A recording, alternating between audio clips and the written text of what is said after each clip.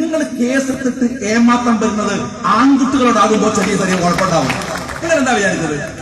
കുറച്ച് കേസെടുത്തിട്ട് നമ്മളെ നാളപ്പിക്കാറുണ്ട്. അങ്ങനെ ഇത് കുറയാണെന്നാണ് പിണറായി വിജയൻ വിചാരിക്കുന്നത്. ഇത് ചൈനയും റഷ്യയാണെന്നാണ്.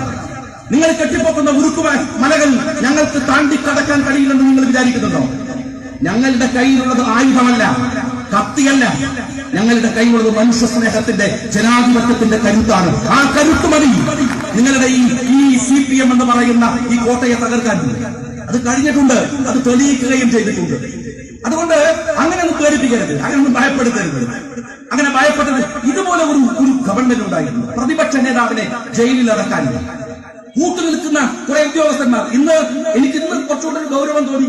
കാരണം രമേശ് ചെന്നിത്തലക്കും KM ഷാജിക്കെതിരെ കേസ് നിലവാരമുള്ള സമയമാണത്, കുഴപ്പമില്ലല്ലോ.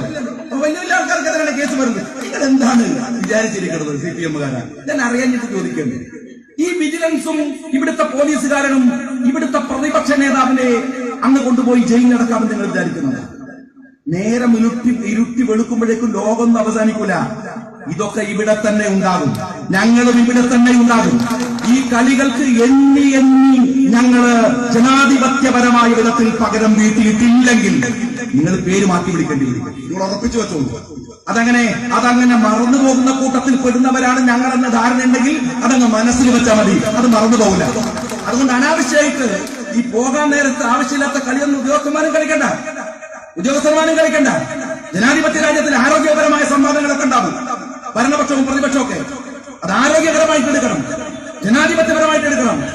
അതല്ലാതെ അഹങ്കാരവും അധികാരം കയ്യിലുണ്ടെന്ന് വെച്ച് തോന്നിവാസവും കളിക്കാൻ ഇറങ്ങിയാൽ അതിന്റെ വിവരം അറിയിച്ചിട്ടേ ഞങ്ങളൊക്കെ അടങ്ങിയിരിക്കൂ എന്ന് മാത്രമേ ഞാൻ പറയുന്നുള്ളൂ.